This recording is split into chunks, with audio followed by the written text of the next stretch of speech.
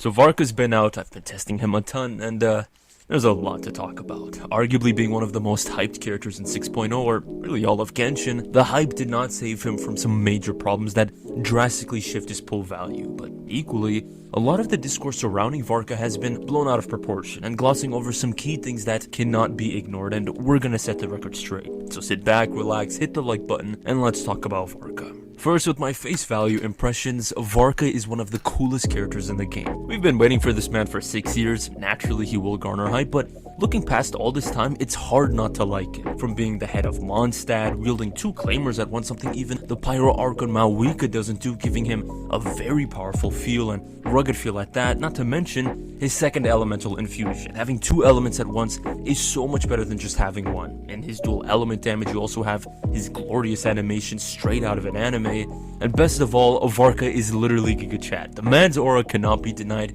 you can't help but like him. But of course, being cool doesn't matter, what truly matters is results. Bringing us to the elephant in the room, his damage. Varka's damage was talked about to death, and for good reason. His damage leaves a lot to be desired. He's by no means a top DPS, not at all like Flynn's or Nefer were upon their release. As a result, playing him in difficult content can be a letdown. Amidst all his aura and flashiness, enemies can take quite some time to defeat. For older enemies with lower health and difficulty, he plays against them very well, but if we're talking about the opponents of today, at least the ones that aren't as chill, Varka can have a hard time. Now, to remain objective, this particular Abyss is incredibly anti-Varka. I don't know why Hoyo released him alongside this Abyss, they're really not helping him beat the allegations, but this Abyss should not be your sole indicator of his damage. Undoubtedly he'll be exceptional in the next one, but looking past the Abyss dedicated for Varka, Varka is not at all useless. I noticed a lot of people's displeasure with him, saying he's the next Dia or that his damage is worthless, and I get it, his damage is not where it should be, but it's not as though he should only be taken out if you see treasure lying around. Perhaps some were exaggerating. Even so, Varka has the potential to clear some content at the highest level, albeit with noticeably more difficulty. The only way to rid him of his shackles and bring his damage up to par is by leaning into these 3 main solutions. 1. Pulling his weapon. I discovered this when making my Varka guide, which the ones are calling you to watch it, so you totally should. Also, the ones telling you to like the video, so you should probably do that too. Varka desperately wants his signature. It grants ridiculous buffs from 30% crit rate and 30% crit damage, bundled with high attack. And if this were not already Claymore power creep, its passive nets you 30% extra damage. Given the plethora of buffs he gains, it's no surprise the Claymore completely transforms Varka, offsetting his damage troubles and turning him into the DPS he's meant to be. If not his signature, you then have to turn to Constellations, though not as strong as Constellations grant you that boost in damage his base kit should have had. A great example is the C1. I was lucky enough to pull his C1, and man, I am so glad I did. Not only does it add more fun in playing him as you can get off an immediate skill, it brings him in line with the DPS standards of today. For instance, this is the team I've been playing with Varka, and before activating my C1, it averaged at about 80 to 85k DPS, a far cry from the DPS standards of Flynn's or Nefer at the same level of investment. After activating my C1 and with some build tweaking, my setup went all the way to 111k, averaging at about 107k DPS, solving much of the DPS problems I experienced when he was at C0. This ultimately begs the question, should you really spend your hard-earned primos on a DPS that's so meh? Either you have to commit into investing a ton into him, be it his cons, dedicated weapon, or another means which I'll soon get into, or you have to keep him at his current state, being content with his average DPS. Strictly speaking, in terms of meta, the answer is clear. Varka is not a great pull. However, there's another side to this coin that both changes this completely and adds more frustrations. His teams. Though Varka is no top DPS, his teammates can save the day. No greater example is there than Duran. Duran is a beast of a character, doing everything you could possibly want aside from healing, inflicting crazy off-field damage, huge team-wide buffing, to catering to all of Varka's needs. Duran alone throws Varka's teams from decent to top tier. If you have Duran, you could very well have no idea what I'm talking about when it comes to Varka's negatives, as Duran is just that good. Yet if you're like me where you skip Duran to even get Varka, we're in a big pickle. With no Duran, Varka's teams take a massive hit, both in terms of damage but also functionality, as you'll soon see. Our last and truly only option is to lean on characters that function similar to Duran, the best alternative being Mauvika. She too can output high damage and buff her team, yet you'd likely have no idea about this or have bad experiences with her due to the next and Varka's biggest downside in my opinion, his team situation. Varka's teams are genuinely one of the most irritating things about him. Get this, Varka should be played next to another Animo unit. The swirls of his teammates elevate his damage by 30%, a very nice buff no doubt, but ultimately locking him to always needing another Animo. Playing off this passive, his second one states that if Varka's comp has either 2 Animos or 2 units of the same element, his special skill and charge attack damage is increased by 140%. If you want the passive's max, you don't want either 2 Animals or a duo of the same element, you need both of these things at the same time to have the buff raised to 220%. And of course, you cannot forget about his Hexrai passive. His Hex buff is very good, so on top of all these restrictions, now you also need a Hexrai affiliated character. This is mad. We've in the past criticized Skirk and Mauvika's team restrictions as too limiting, but Varka is legitimately the worst one yet. It makes those limitations seem like freedom. There are so many restrictions you need to follow, altogether combining to make one of the most caged characters ever. This drastically reduces the number of teams Varka can fit in, but also makes building his team such a headache.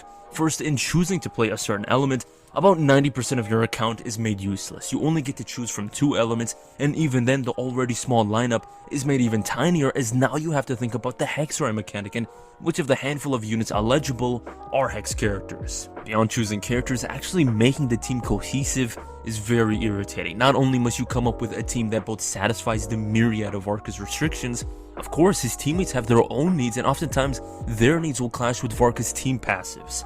Going back to Mauvika, while she's your best fallback option to Durin, playing the two is near impossible. She requires another Natland unit to funnel Nitro points for her bursts and buffs to be at their strongest. Sure, you could use the Pyro Traveler or Aoife, who truthfully is a very good budget support, with Cinder City equipped and Thrilling Tales, but both of them fulfill one of Varka's needs, all the while leaving out another. Aoife is no Hex member, so you need to force in one of them.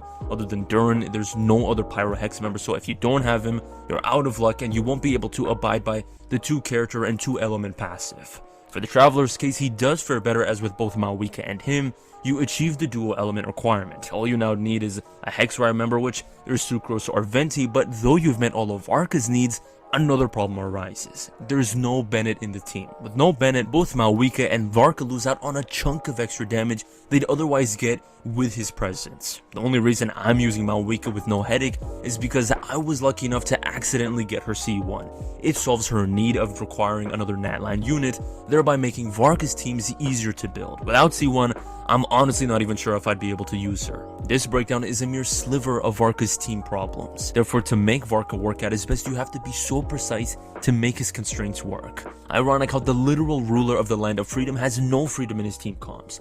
Hoyo must be into sick jokes. Now you might be wondering, why am I only speaking about Pyro teams? Varka can after all infuse his second blade with another element, so am I just showing off my C1 Mauvika? A little. In all honesty, while you can play him in other teams, his non-Pyro teams don't have much value. On the one hand, Pyro characters have tremendous buffs built into their kit. For instance, Bennett and Mauvika, their buffs alone are great, but combining them creates a huge damage boost to Varka. Unsurprisingly, Pyro takes first place when it comes to his teams. Venturing outside of Pyro, adding weak or let's say decent buffs to a DPS that's already average in terms of damage is not a good combo. However, in non-Pyro teams, there's a very small number of characters that can shadow the crazy buffs of Pyro. These characters alone have the potential to make Varka's other teams competitive with Pyro, but once again, Varka gets in the way of this. Take for example Escoffier. She's basically the Cryo Archon until we actually get the Cryo Archon. She alone has brought back Cryo and Freeze teams thanks to her high damage and insane buffs. But to actually get the most out of these very things, Escoffier's teams must entirely comprise of Cryo and Hydro units, something that Varka's teams can never do. This guts much of the damage Varka's Cryo teams could actually deal, forcing their performance to be poor.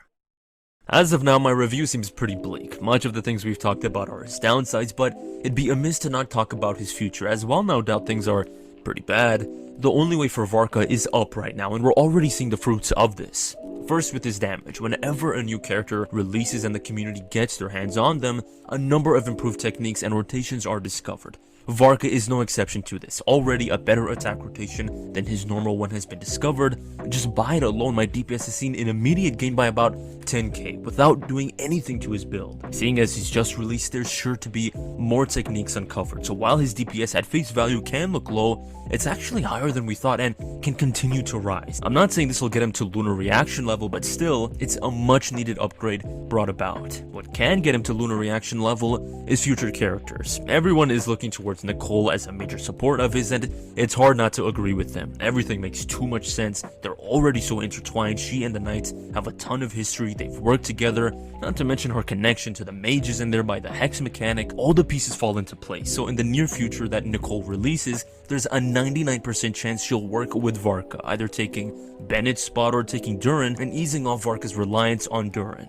If not Nicole, there's always Alice. While we have yet to see much of Alice, she too can probably work with Varka. Though I see her as more of a DPS, she could be a sub DPS, and if not, follow the pattern of much of Genshin's recent characters where a unit is a main DPS, but they have the flexibility to operate as a sub DPS as well. Beyond the near future, it's a near guarantee that when 7.0 hits, Varka will see indirect buffs. Right now, all the craze is lunar reactions, but just as with all other patches, the current meta of today will be very different from the one in the upcoming meta. Right now, due to the great emphasis on lunar reactions, the next patch will likely research personal damage and bring it back to the top, of which completely pertains to Varka. Just as Navia was released in Fontaine but saw massive buffs through Shallonen and now recently Columbina and Lunar Crystallize, Varka will for sure see buffs in Snezhnaya, be it strictly to his cryo teams through the Cryo Archon, or to his other various teams with the release of other characters. Well everyone, this is my Varka review. I hope you enjoyed it, and if you did, please consider liking and subscribing,